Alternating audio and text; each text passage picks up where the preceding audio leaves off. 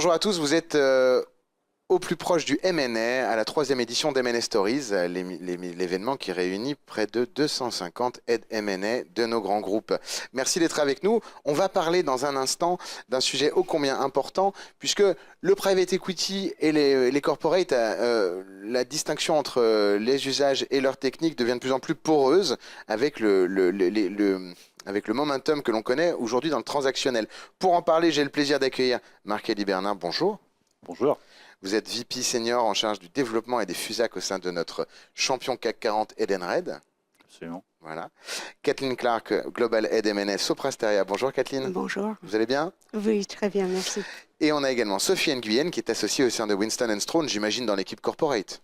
Absolument. Voilà. Merci à tous les trois d'être avec nous. Alors, vous venez justement de parler de ce sujet private equity, les best practices appliquées aux corporates. Qu'est-ce que les corporates ont appliqué à des fonds de PE finalement? Surtout les bonnes idées et les appliquer mieux qu'eux. Donc, Alors, par exemple, on parle de quoi? On parle d'incentive, on parle de façon de faire du deal flow et de l'origination, du coverage. De quoi parle-t-on? on parle de comment piloter les ciblages les targets de sociétés qu'on aimerait acheter. On parle de pilotage de la performance une fois que la société est acquise. On parle de gouvernance, on parle de reporting interne, etc. Il y a plein de sujets. Je pense que pour parler des bonnes pratiques ici du PI, il faut déjà comprendre les modèles, comment ils fonctionnent. Puisqu'ils ont le modèle PI et les modèles corporate obéissent à des logiques très différentes. On a d'abord d'une part le modèle du fonds qui a pour objectif de maximiser la rentabilité d'une cible avec un alignement des intérêts avec ceux du management pour pouvoir partager la création de valeur à la sortie avec un horizon de sortie sur un cycle d'investissement qui est relativement court. De l'autre côté, on a les corporates qui, eux, ont un objectif principal qui est tout de même différent puisqu'il est plutôt axé sur le développement de la croissance sur le long terme, une création des synergies sans horizon de sortie. Absolument. Le private equity a réussi comme business model à réduire les conflits d'agence. C'est-à-dire grâce, comme Sophie vient de le dire, en rendant les managers actionnaires, les associer directement à la création de valeur. Ce qu'un corporate ne peut pas faire. Ou peut faire, mais de manière un peu distordue, et ce n'est pas non plus son ADN. Mais on parlait de porosité tout à l'heure. Oui, je pense que autant il y a 20, 25 ans, quand le private equity se développait, le LBO naissait en France et en Europe, il y avait des pratiques très différentes. Autant aujourd'hui, les corporates ont appris à vivre avec de private equity autour d'eux, que ce soit à la cession, à l'achat, en concurrent pour des deals, comme actionnaire. Et puis avec la durée des détentions, on peut se poser la question de savoir si le private equity ne devienne pas des corporates comme les autres. C'est vrai. A fortiori avec les fonds de continuation qui viennent évidemment permettre aux fonds qui in bonis, vanilla, de préserver un actif tant qu'on n'a pas créé un maximum de valeur et non pas de se donner plus de temps pour en créer tout court. Évidemment. J'ai une question à vous poser. Vous êtes tous les deux des head M&A. On parle de reporting et de pilotage. Moi, j'avais quand même l'habitude, quand je voyais des head M&A, de leur poser la question et le PMI, est-ce que tu le gères aussi? Et c'était pas toujours le cas. Et alors, le PMI n'est que la première étape derrière du follow-up après un deal. Ça veut dire que le ou la head M&A va avoir son rôle élargi au point de s'étendre vers un suivi de portfolio qui n'était pas complètement dans votre scope au début. C'est ça, c'est vers ça qu'on va? C'est rassurant pour le conseil d'administration que les gens qui ont ciblé et managé la négociation, les termes, les conditions, imaginé avec les équipes opérationnelles le projet, puissent le suivre. Et donc c'est une extension naturelle de notre travail, je crois. Vous parliez de portefeuille, il y a l'intégration, il y a aussi les cessions. Je pense qu'un bon corporate, c'est un corporate qui se pose régulièrement la question de la pertinence de son portefeuille.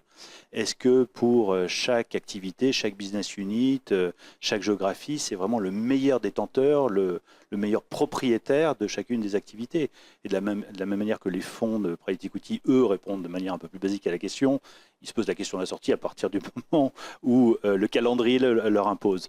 Mais pour les corporates, oui, il y a cette logique de portefeuille, effectivement, qui est sans doute même plus prégnante pour les actionnaires long terme que nous sommes. Avec les carve-out qui se préparent, on peut l'imaginer. Et alors, on parlait d'incentive aussi tout à l'heure. Donc, pour un fonds de PE, c'est un man-pack dans lequel on va aligner les intérêts entre des managers qui vont beaucoup travailler pendant la période d'intention et le fonds d'investissement qui va essayer de faire son 2, 3, 4 fois. Fine, dans les corpos, a fortiori listed, on a une bourse qui est déjà là, c'est facile. Ou alors, est-ce qu'on va incentiver les managers dans des newco en dessous, sans toucher forcément à des actions qui sont déjà là? En tout cas, dans des sociétés qui ne sont pas cotées, qui était notre hypothèse de discussion, effectivement, quand il n'y a pas de man-pack existant, comment on fait pour aligner la motivation et aligner les intérêts des managers qui ne sont pas associés au capital? Généralement, les corporates vont proposer une rémunération importante, un bonus sur des critères de performance. Ils vont également les garder via une clause de non-concurrence un peu musclée et bien sûr avec des mécanismes de participation, d'intéressement. On peut leur donner également des actions gratuites ou des stock options. Ça, c'est pour le management existant. L'autre cas de figure auquel on peut penser, c'est en cas de croissance externe, l'entrée de nouveaux managers. Les générations 1, 2, 3, 4, 5 qu'on retrouve dans un LBO plateforme build-up, mais que là, on retrouve aussi dans un corpo. Exactement. Alors là, on peut envisager plusieurs choses. On peut s'inspirer effectivement de ce qui se passe dans le private equity. On peut envisager de leur laisser une participation minoritaire. Plutôt que de leur faire un 100% cash-out, on leur laisse une participation de 5% pour des raisons d'intégration, avec mise en place de mécanismes de call option qui permettraient de racheter leur quote-part à terme. Ça, c'est depuis toujours. Quand tu oui. rachètes une boîte, tu laisses le dirigeant 2-3 ans. Mais du coup, tu les associes au capital. Et donc, il y a une forme d'intéressement et il y a une culture de performance collective, puisqu'ils sont toujours associés, même s'ils sont minoritaires. Donc, ce qui change, c'est qu'avant, c'est pour avoir à la fin de mon produit de vente, je reste 2-3 ans et tout va bien. Exactement. Là, c'est je garde des actions. Exactement. Ouais. Tu pourrais faire ça. Tu pourrais également envisager soit effectivement un earn-out ou alors, si jamais tu as un package qui existe au niveau de la société holding, de les intéresser directement au niveau de la holding, mais ce qui signifie potentiellement les intéresser à la performance globale du groupe. Et en fonction de la stratégie décidée par l'entreprise, on peut également se dire, non, en fait, ces managers-là, ces nouveaux entrants, on va les intéresser seulement sur la business unit qu'ils gèrent et on pourrait, par exemple, mettre en place des actions traçantes. Et ça peut aussi être un mélange ou une superposition de tout ça. Exactement. Après, ça pose une question d'équilibre. Oui. Le vrai sujet, effectivement, c'est comment détermine-t-on la valeur au moment de la fin de la durée de détention de liquidité. Autant dans le private equity, il y a une transac à l'entrée, le prix d'entrée, il y a le prix de sortie, très facile de calculer. La création de valeur pour une société qui a été rachetée dans le cadre d'un corporate, un peu plus compliqué. Ça pose aussi philosophiquement la question de l'entrepreneuriat.